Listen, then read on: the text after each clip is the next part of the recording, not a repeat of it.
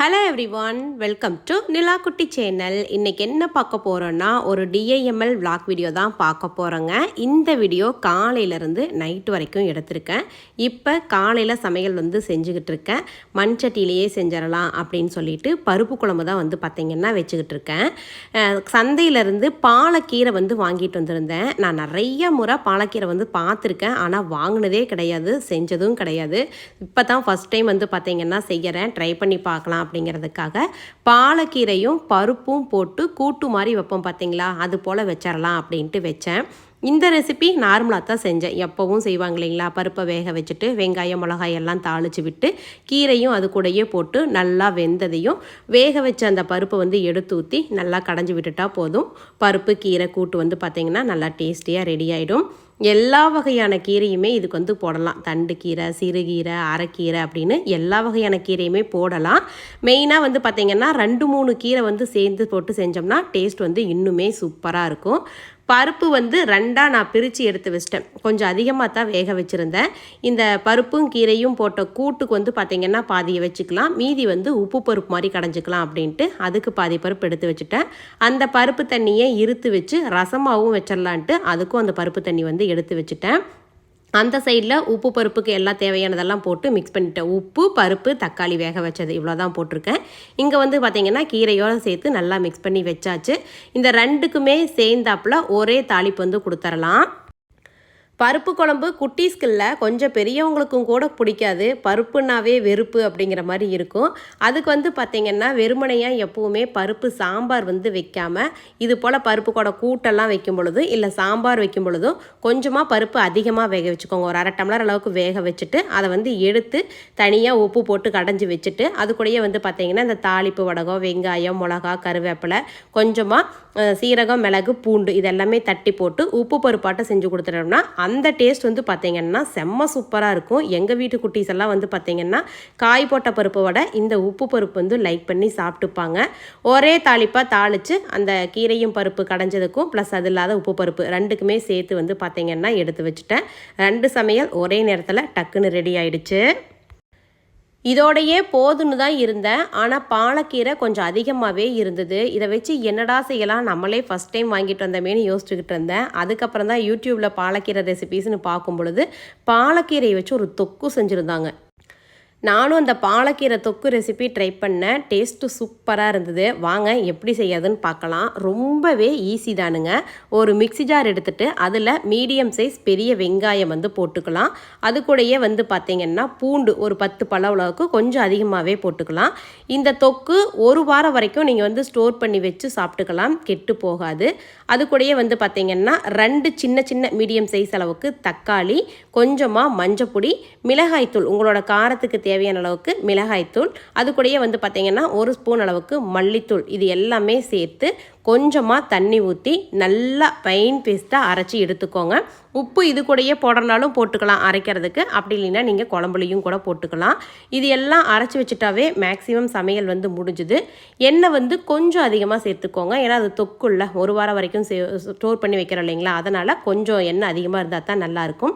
கடுகு, வெந்தயம், சீரகம் இது எல்லாமே போட்டு லைட்டாக தாளித்து விட்டதும் ஒரு 10 பல்லளவுக்கு பூண்டு பார்த்திங்கன்னா தட்டி வச்சுருக்கேன், அதையும் இது கூடயே சேர்த்துக்கலாம். காரத்துக்கு வரமிளகா போட்டிருக்கோம், அதை அட்ஜஸ்ட் பண்ணி தேவையான அளவுக்கு வரமிளகாயும் கொஞ்சமாக சேர்த்துக்கோங்க. இது எல்லாமே லைட்டாக வதங்கி வந்ததும் நம்ம அரைச்சி வச்சுருக்கோம் பார்த்தீங்களா, அந்த மிக்சரை எடுத்து இது கூடயே சேர்த்துக்கலாம். சேர்த்து தண்ணி விட்டுறாதீங்க, தண்ணியே விட தேவையில்லை. நம்ம 1 வாரம் வரைக்கும் ஸ்டோர் பண்ணி வைக்கிறோம். 2 நாள் 1 நாளைக்கு வச்சிங்கனாலும் நீங்கள் தண்ணி சேர்க்காதீங்க. தண்ணி சேர்க்காது இருக்கும் பொழுது தான் டேஸ்ட் நல்லாயிருக்கும். நல்லா எண்ணெய் பிரிஞ்சு வர்ற வரைக்கும் பார்த்திங்கன்னா அது நல்லா வெந்து வரட்டும். இந்த அளவுக்கு நல்லா எண்ணெய் பிரிஞ்சு அந்த பச்சை வாசனை எல்லாமே போகணும். இந்த ஸ்டேஜ் வந்ததும் கட் பண்ணி க்ளீன் பண்ணி வச்சுருக்கிற கீரையை சேர்த்துக்கலாம். இந்த கீரையில் எப்படி இருந்தாலும் கொஞ்சமாக தண்ணி இருக்கும், அந்த தண்ணியே போதும், நீங்கள் தண்ணி சேர்க்காதீங்க. கீரையை சேர்த்துட்டு நல்லா மிக்ஸ் பண்ணி விட்டுடலாம். அடுப்பை சிம் ஃப்ளேமில் வச்சு ஒரு 5லிருந்து 10 நிமிஷம் வேக விட்டுருங்க. அவ்வளோதான், டேஸ்டியான பாலக்கீரை தொக்கு ரெடி ஆயிரும். இட்லி, தோசை, சப்பாத்தி, சாதத்தோடு போட்டு பிணைஞ்சு சாப்பிட்றது எல்லாத்துக்குமே நல்லாயிருக்கும்.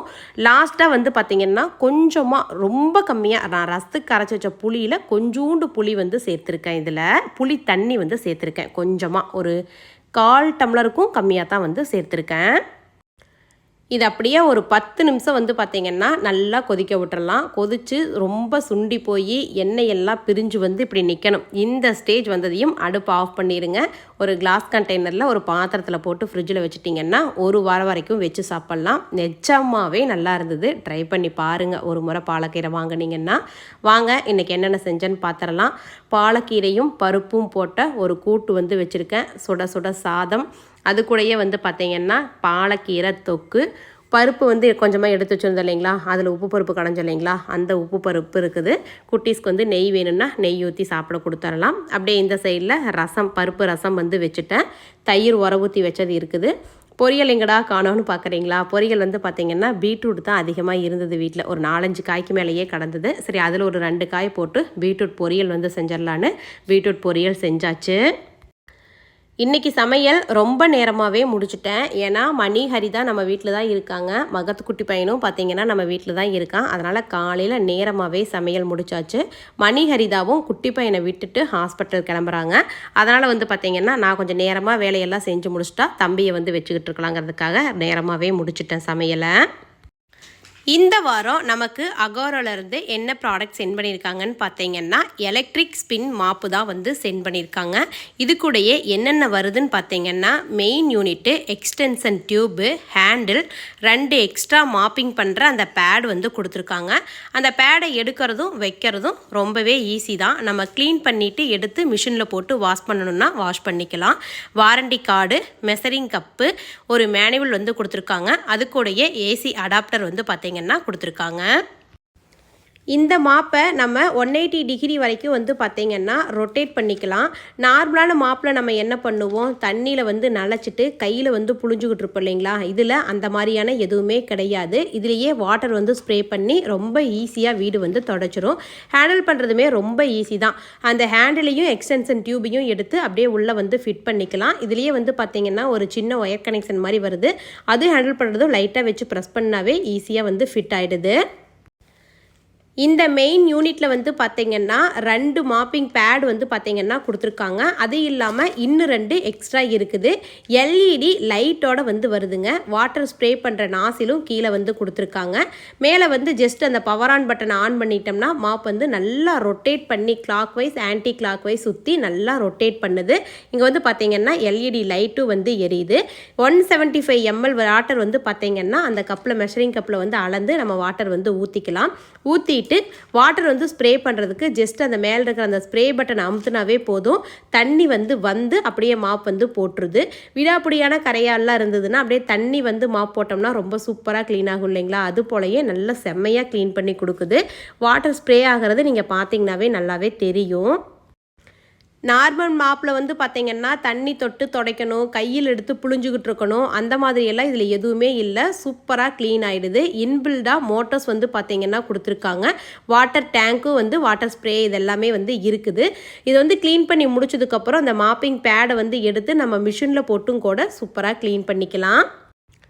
வீட்டில் நார்மலான அழுக்கு தான் இருந்தது. அதனால் கொஞ்சம் பாத்திரத்தில் இருந்த அழுக்கும் எடுத்து ஊற்றி நல்லா துடைக்குதான்னு க்ளீன் பண்ணி பார்த்தேன். சூப்பராகவே க்ளீன் ஆகிடுச்சுங்க.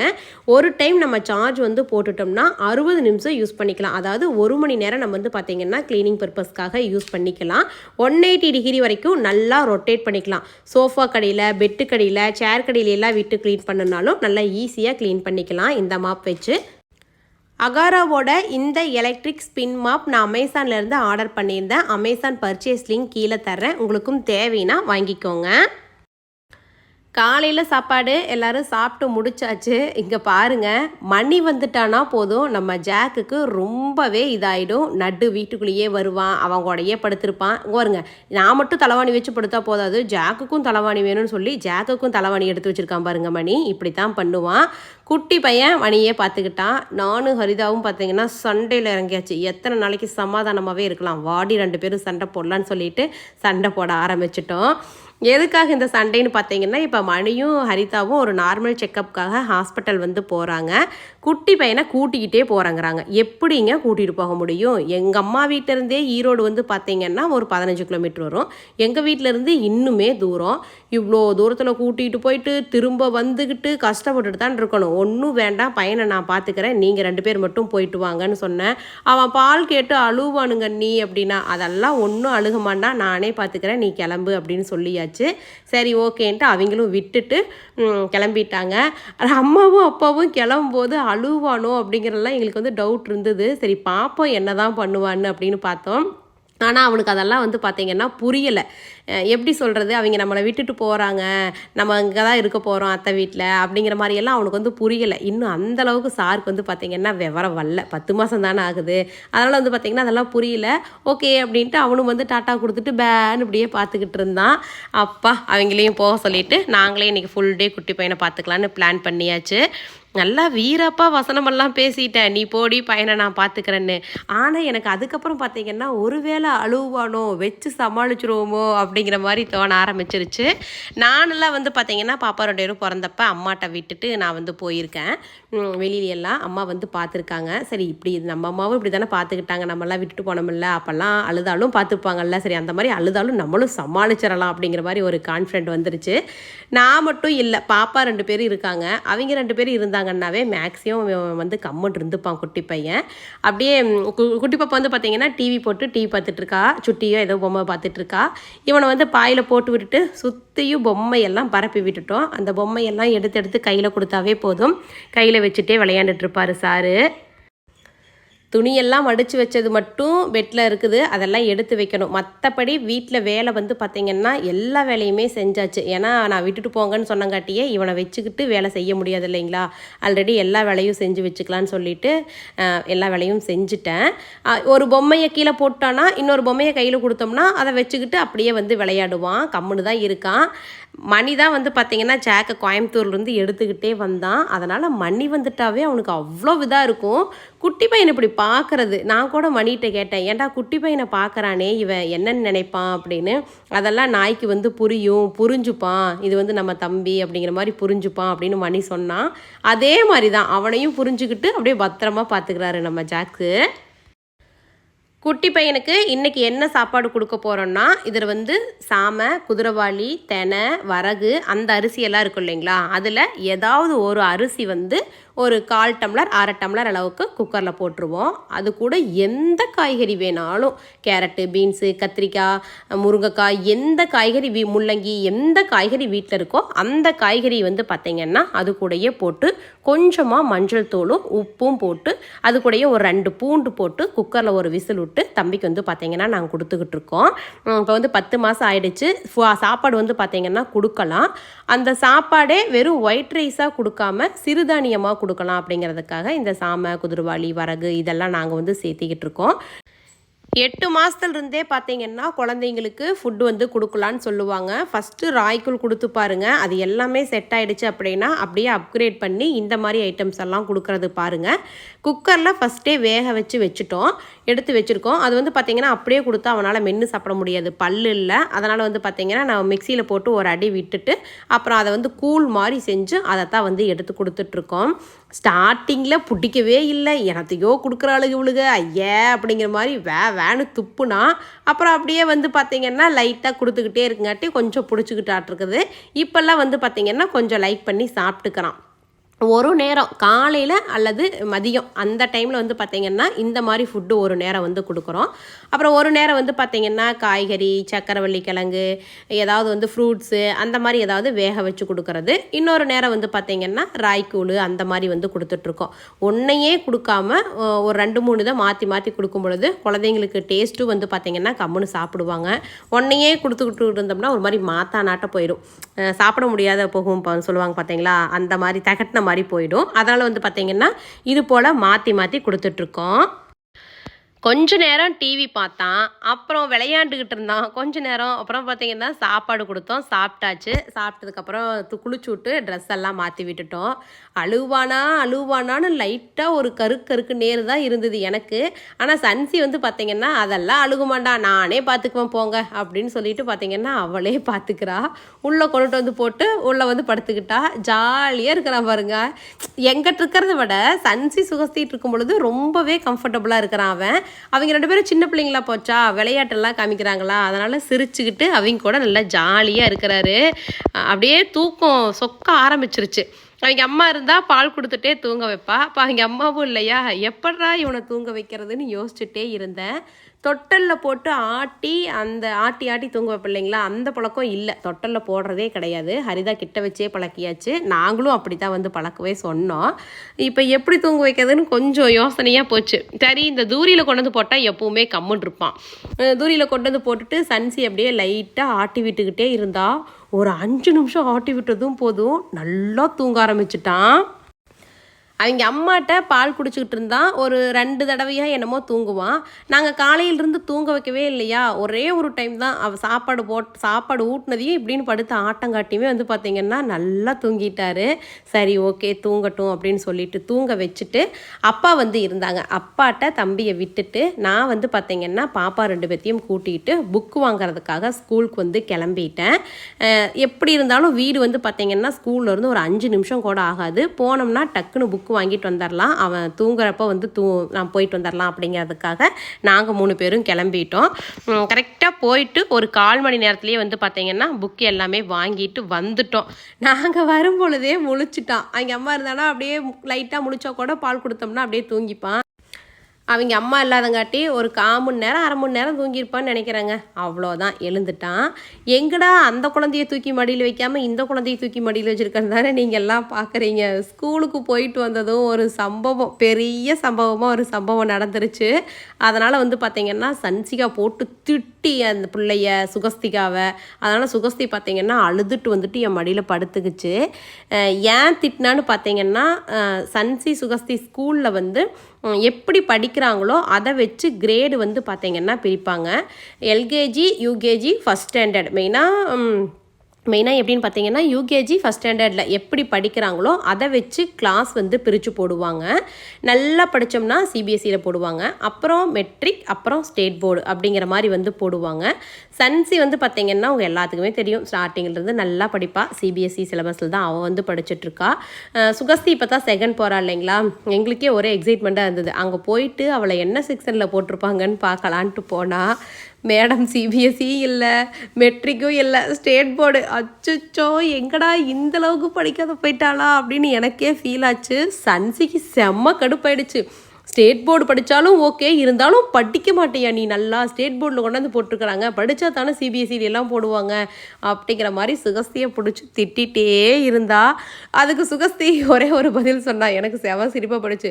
என்னால் எவ்வளோ படிக்க முடியுமோ அவ்வளோதான் படிச்சுருக்கேன், இப்போ என்ன பண்ண சொல்கிறேன் என்னைய அப்படின்னு அவகிட்ட எதுத்துக்கு இது பண்ணிக்கிட்டு இருந்தா சன்சிகாட்ட. சரி தங்கம், உன்னால் எவ்வளோ படிக்க முடியுதோ நீ அவ்வளோ படிசாமி போதும் அப்படின்னு சொல்லிட்டு நானும் பிள்ளை எடுத்து வச்சு சமாதானம் பண்ணிக்கிட்டு இருந்தேன். அப்படியே சுகஸ்தியை சமாதானம் பண்ணிவிட்டு மணியும் ஹரிதாவும் வர்றதுக்குள்ளே வீட்டில் மட்டன் வந்து இருந்தது. மட்டனில் சூப்பு மாதிரி ஜஸ்ட்டு இஞ்சி பூண்டு பேஸ்ட்டு, மஞ்சத்தூள், உப்பு மட்டும் போட்டு வேக வச்சு மல்லித்தலை தூவி அதை வந்து சூப் மாதிரி எடுத்து குடிச்சிக்கலாம். அந்த சூப்லேயே வந்து பார்த்திங்கன்னா குட்டி பையனுக்கு சாப்பாடும் பிணைஞ்சு ஊட்டலாம், அதுவும் ரொம்ப சத்து தான். அதுவும் குடிச்சிட்டு அதுக்கப்புறம் வந்து பார்த்திங்கன்னா மட்டனில் கிரேவியும் வச்சுட்டேன். மணி ஹரிதாவும் கரெக்டாக ஹாஸ்பிட்டல்லேருந்து வந்துட்டாங்க. அப்புறம் ஹரிதா நம்ம வீட்டுக்கு வந்து 1 வாரம் ஆச்சு, சரி ஊருக்கு கிளம்புறோம் அப்படின்னு சொல்லிட்டு அவங்களும் வந்து பார்த்திங்கன்னா கிளம்பிட்டாங்க. இவ்வளோ நாளாக 1 வாரமாக நம்ம வீட்டில் இருந்தாலும் போகிறேன்னு சொல்லும் பொழுது, அதுவும் குட்டி பையன் போகிறேன்னு சொல்லும் பொழுது பொக்குன்னு தான் இருக்குது. சரி வேறு வழி இல்லை, போய் தானே ஆகணும். சரி ஓகே பாய்னு நாங்களும் டாட்டா கொடுத்துட்டோம். இந்த வீடியோ இதோட முடியுது. இந்த வீடியோ உங்களுக்கு பிடிச்சிருந்தா வீடியோக்கு ஒரு லைக் கொடுங்க. நீங்கள் ஃபஸ்ட் டைம் என் சேனலுக்கு வந்தால் கீழே இருக்கிற ரெட் கலர் சப்ஸ்கிரைப் பட்டன் அழுத்தி சப்ஸ்கிரைப் பண்ணிக்கோங்க. தேங்க்ஸ் ஃபார் வாட்சிங்.